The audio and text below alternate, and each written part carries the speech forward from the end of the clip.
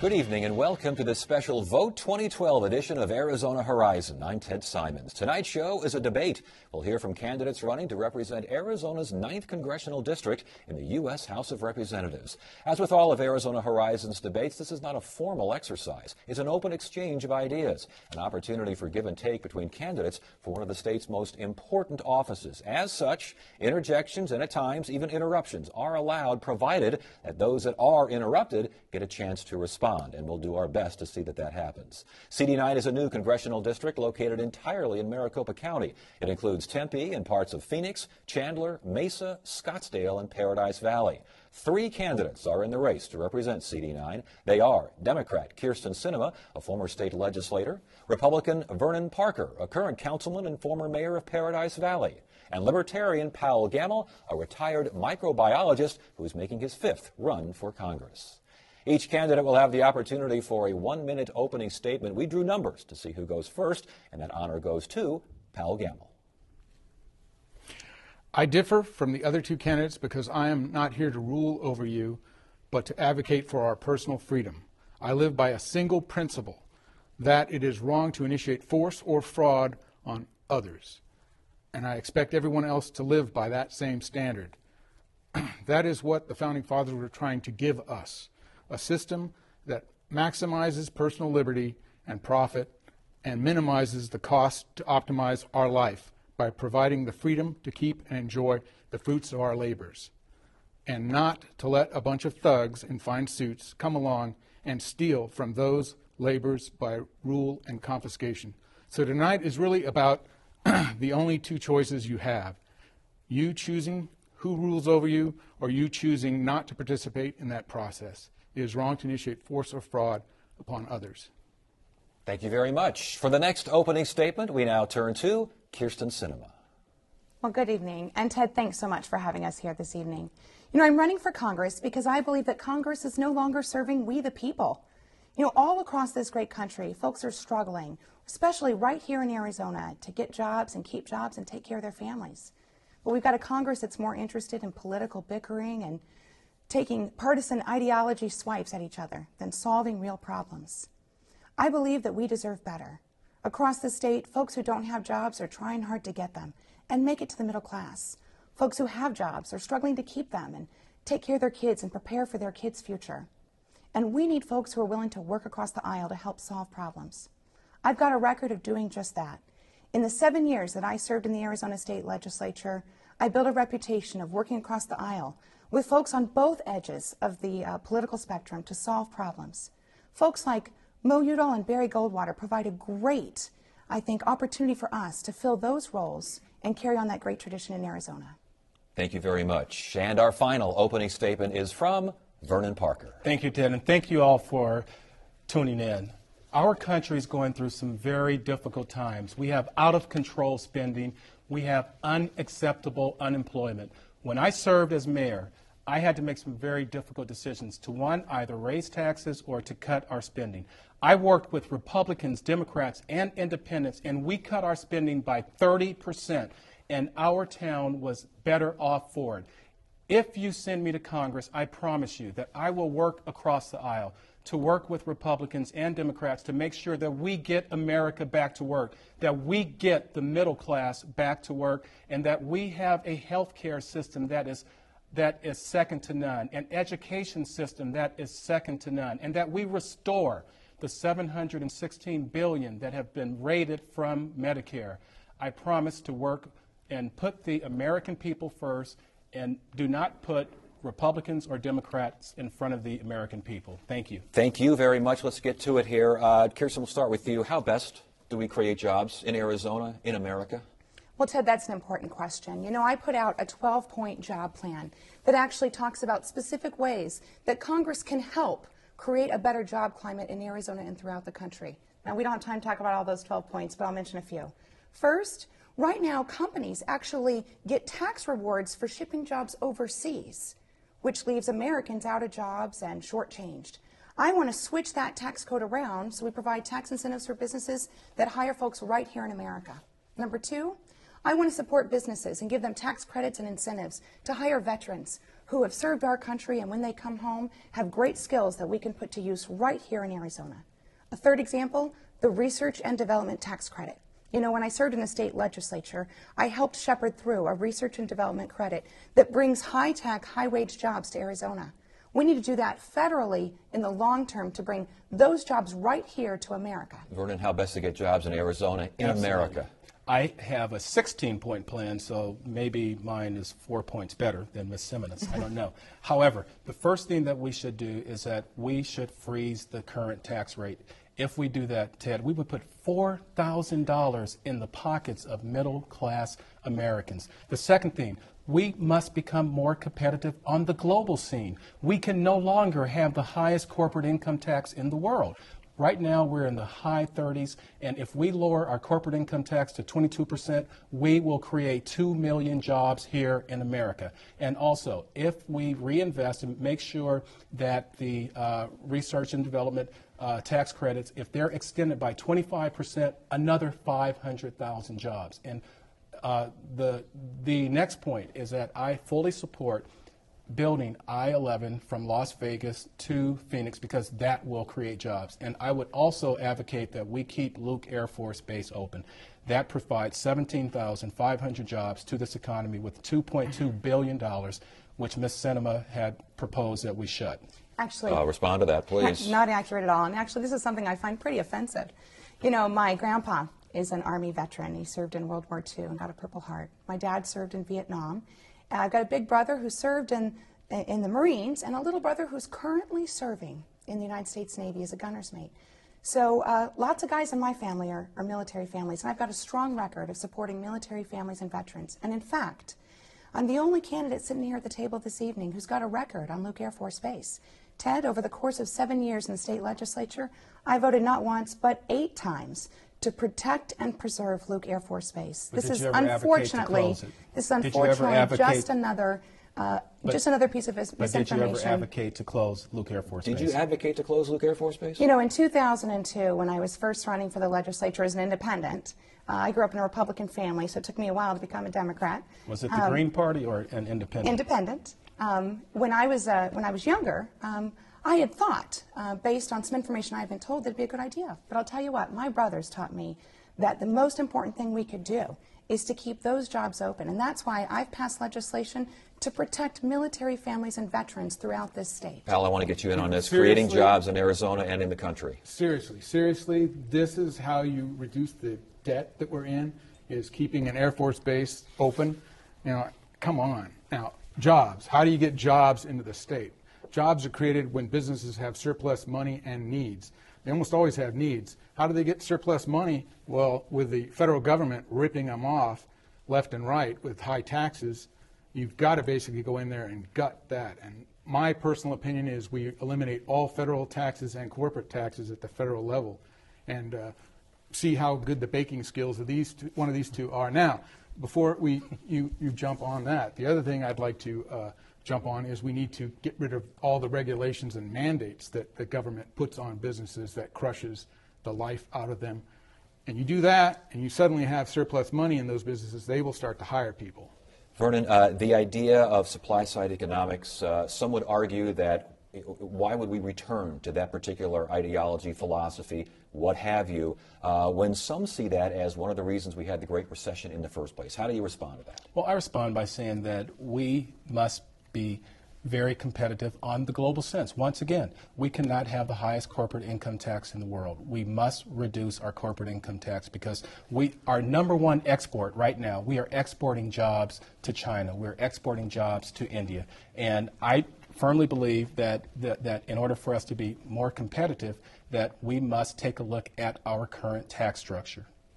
What do you think about the idea that cutting taxes is the best way to stimulate the economy, and that the idea that tax cuts will eventually pay for themselves? Well, some tax cuts make a lot of sense. For instance, I support the Bush tax cuts continuing for middle-class families, because right now, Ted, those families are struggling just to put food on the table, get gas in the tank, and prepare their kids for the future. But Vernon and I have a fundamentally different idea of how to help middle-class families get back on their feet. He suggests the number one way to do that is to cut corporate taxes. I think the number one way to do it is to support middle-class families. For instance, I believe that we should stop the Bush tax cuts for the richest 2% in our country. You know, Ted, if we continue those tax cuts for the richest 2%, it'll add $1 trillion to our country's deficit over the next 10 years. And I don't think we can leave that for our kids and our grandkids. That's not the legacy we want to create for them. What about that top-end tax rate? Yeah, let me respond. Ms. Sinema, she has proposed in the past that we raise taxes on middle-class families who make $75,000 or more. She has also proposed that we tax services such as barbershops, hairdressers, and she's proposed that we tax plastic bags 25 cents per bag. That will put an enormous burden on middle-class families. Now, look, when people talk about, you know, let's not cut taxes, look, when you cut taxes on people who are making $200,000 or $250,000, those are small business owners. Those are LLCs. Those are S-corps. And they are paying at the individual rate, Ted. They are hiring Americans. So the notion that someone who makes $200,000 or $250,000, that they are rich and wealthy and that they should not receive tax breaks, that's unimaginable. Well, the one thing I'd like to respond to, Ted, is just to clarify my record. In the 7 years that I served in the Arizona State Legislature, I never once voted for a tax increase on middle-class families. So I think the record is very clear here. But again, Vernon has highlighted a very real difference between us. He wants to give tax breaks to the wealthiest Americans, and I think we need to give those breaks to middle-class families and folks who are struggling to make it to the middle class. You know, Ted, when I was a kid, my dad lost his job, and we ended up homeless for a few years. We worked hard to make it back to the middle class. But if it hadn't been for programs like the low-income tax credit that helped folks like me with Pell Grants get back on our feet, we wouldn't have made it. Ted, just 30 seconds here. The reason why Ms. Sinema did not raise taxes is because the legislature was and is controlled by Republicans. So she never had the opportunity. But she has advocated tax increases. So that's a little unfair to say that she didn't vote for tax increases because she never had the opportunity to. Ted, I do believe that the Would you richest raise taxes 2% in in the our federal country government? should pay their fair share. And I think most Americans would agree with that. Okay, respond to that then, because we've heard that in the presidential debate, we've heard that in debates all around the country. The idea that $250,000 plus a year folks need to pay more of their share, should pay more of their share. Valid? Those are individuals that people, you must understand this. Those are individual small business owners who have S-corps and LLCs. They pay at the individual rate. They hire people, Ted, so if they're going to be taxed at that rate, they won't have the resources to reinvest into our community. They won't have the resources to create more jobs. So it is unfair to tax those individuals who are supplying 90% of the jobs in this country. Quickly. Well, he's doubling down on trickle-down economics, which just doesn't work. I'm worried about the folks who are teachers, nurses, doctors, and he's worried about millionaires and billionaires. It's just a real difference between us. I don't think anyone who makes $250,000, who hire many Americans across this country, can be considered to be a millionaire. That is totally incorrect. Get in on this, please. All right. One, I never got a job from a poor person, so don't take away their money and expect the rich people's money and expect jobs to go up, expect it to go the opposite way. Secondly, no corporation or business in this country pays any tax. All those taxes that you woohoo out there on, we're sticking it to the rich or we're sticking it to corporations, guess what?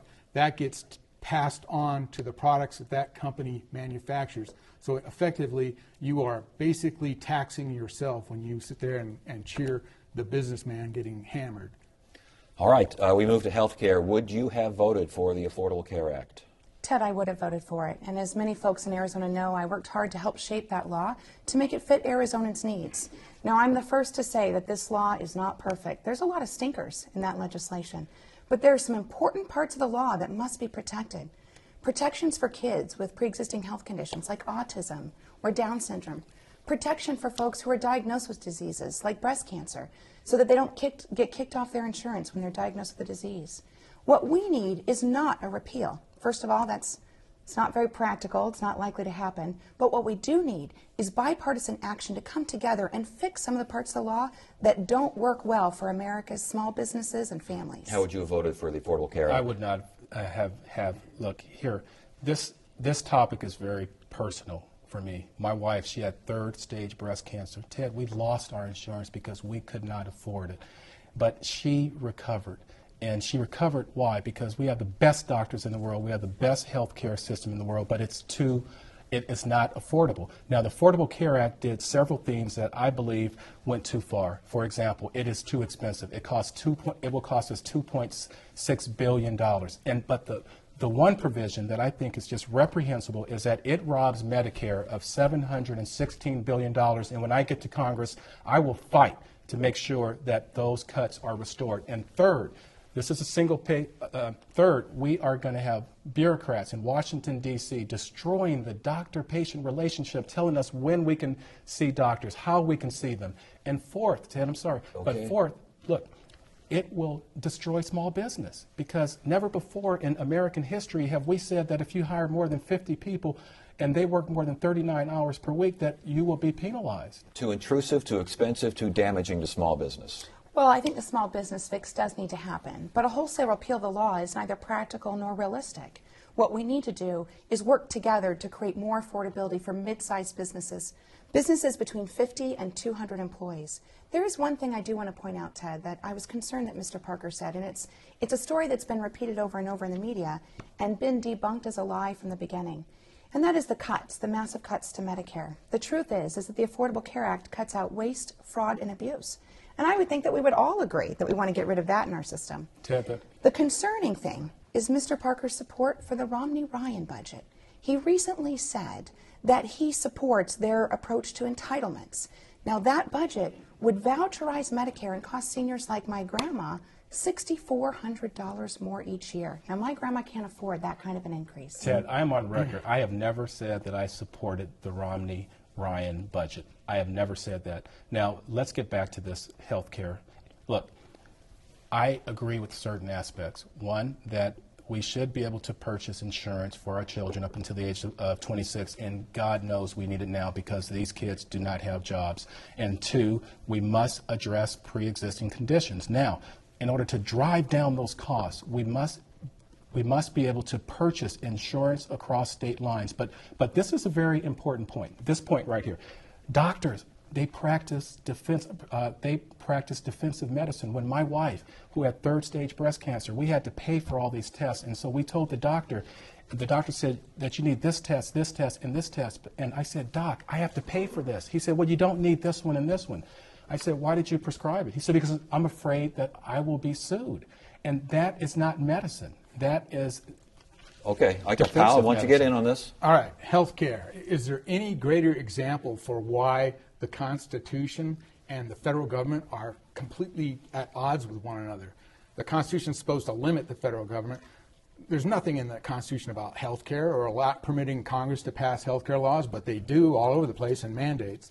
So, I would have voted against it. And I think this shows more of a difference between myself and the other two candidates than any other issue, because I completely oppose the federal government having any say in any aspect of people's medicine, especially the mandate provision. Social Security, should it be privatized? Contributions going to stocks, these sorts of things. Medicaid, should it be turned over to states? I mean, should there be just a radical relook at these programs? Well, that's a great question, Ted. You know, and this is another area where Vernon and I differ. Earlier this year, he told a Tea Party audience that he was interested in the Romney-Ryan budget as it relates to entitlements. That's not true. And that, okay. So, it's not true. We'll just keep saying that. So there's three areas where I think that really matters, and that's Medicaid block payments. Block payments of Medicaid to Arizona would cause us to lose more than half of the funding that we get to pay for health care in Arizona. That hurts Arizona's kids. And it also means that those tax dollars are going to other states. Now, that makes no sense. If Arizonans are paying those taxes, we should get those dollars back. And in terms of Social Security and Medicare, these are very personal issues to me. My own grandmother was widowed when she was in her early 20s down in Tucson. She raised 3 kids on her own, working minimum wage at Furr's Cafeteria in South Tucson. And when she retired, all she had was Social Security and Medicare. So schemes that Republicans in Congress are proposing to privatize Social Security or voucherize Medicare, to end Medicare as we know it, those are dangerous programs, dangerous ideas. Dangerous ideas for these programs. Absolutely. I will tell you this. I have never advocated privatizing Social Security. And I am on record for continually saying that we must uphold our commitment to our seniors. We must preserve Medicare. we must preserve Social Security. Now, the system is broken, and so we're going to have to do something to fix the system. And when I get to Congress, I will sit down with Republicans, with Democrats, to make sure that in the future that we resolve the issues surrounding Social Security and Medicare. What about returning Medicaid to the states? I have no problem with that. You have no problem with that. Right. So you think that's a good idea? I think it's a good idea. Returning Medicaid to the states. You know, Ted, this is a real area of difference between us, because if Medicaid were returned to the state as a block grant, we would lose over 50% of the funds that we currently get.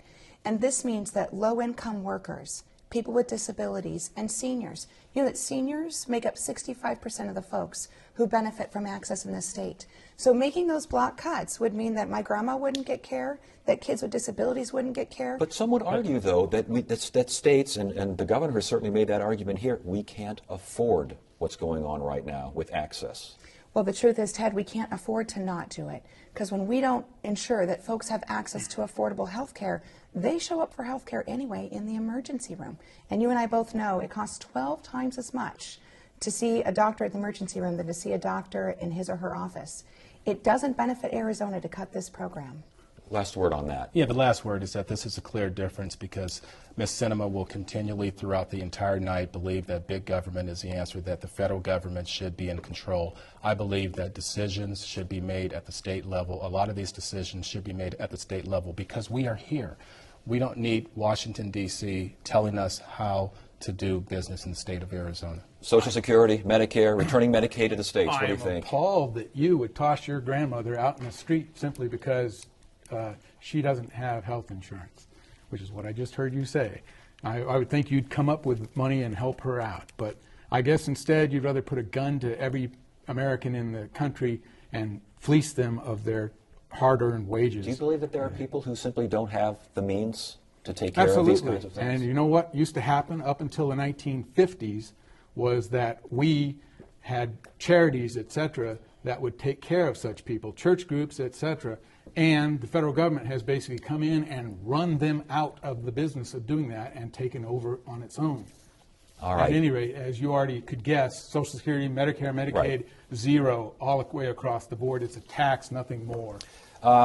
Is man-made climate change real?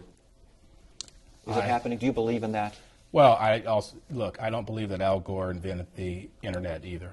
Here's the thing, man-made climate change, we must be good stewards of our environment. We must make sure that we protect our environment, Ted. Is man-made climate change real? You know, climate change is real, and there's a lot of evidence, overwhelming evidence, that man's impact has made a difference. That's why I support plans to help create solar energy and improve alternative energy here in Arizona. It's part of my jobs plan. Ted, it's not only important to help us address the issue of climate change, it's also important from a national security perspective. The faster we can become more dependent on renewable sources right here in Arizona, like solar energy, the less likely we're going to continue being dependent on volatile markets in the Middle East. How hard do you push for renewables here in Arizona? Very hard, but here's the problem that we have right now. We have the largest oil reserve in the world, and if we tapped into that reserve, believe me, our economy would take off. And so we have to make sure that we, as someone said, that our president does not bow down to a Saudi king. We have the reserves. We must utilize those reserves. I'm in favor of nuclear. I'm in favor of clean coal. I'm in favor of solar. So whatever it is that gets us away and gets us full independence, we need to pursue it. Quickly, the idea, drill more, find more resources within America. I do believe that it's important for us to keep all of our options on the table, but the truth is we can make a lot more clean energy using solar technology at an even cheaper rate than in the past without endangering some of our greatest wildlife resources and some of our greatest natural So resources. you would not drill, right? We have to stop it right there. Shucks, we were just having fun. We were just getting Come going on, here. Ted. Each candidate will now give a 1-minute closing statement, and going in reverse order of the opening statements, we start with Vernon Parker. First shall be last and the last shall be first. Thank you, Ted, and thank you guys. This was a lot of fun. I am asking you today to support me, send me to Congress. We must get our economy going. We must put the middle class back to work, and we must protect our seniors, protect Medicare, protect Social Security, and we must have an education system that is second to none. And you have my commitment that I will work with Republicans and Democrats, because right now we have a Congress that gets nothing done because they are more concerned about pinning the tail on the donkey or trying to lasso the elephant. And I can tell you right now, the American people, they have been lost. I will work hard to make sure that we keep the prosperity of this country and that we work to ensure for future generations that they have a future. Please send me to Congress. I will work for you. Thank you very much. Our next closing statement is from Kirsten Sinema. Thanks, Ted. You know, as I mentioned at the beginning of our debate this evening, I'm running for Congress because I think we deserve better. You know, I'm a native Arizonan, and as I mentioned earlier, my family faced tough times when I was a kid. When my dad lost his job, we lost everything. But yet, as I was homeless as a kid for 2 years, thanks to this great country and the opportunities afforded us and a good public education system, I was able to get back on my feet and make it to the middle class. I want that same opportunity for every kid and every family in this country. I'm running for Congress because I believe that we can keep those doors of opportunity open. When we combine hard work and assistance to help each other make it through, we can create a country that we are all proud of every single day. You know, back in the days, Arizona was known for its pragmatic, common sense solutions, and we can be known for that again. I'm the only candidate who's got a history of working across the aisle to solve problems, and I promise to do that same thing for you if you send me to Washington, D.C. Thanks so much. Thank you very much. And our final closing statement is from Pal Gamble. Another 2 years and yet another opportunity to either vote for a whole bunch of offices or candidates, where one candidate is obviously going to win and therefore your vote doesn't count, or where an R and a D are both unacceptable, where once again you get to choose between the lesser of two evils. Well, choosing evil is still evil.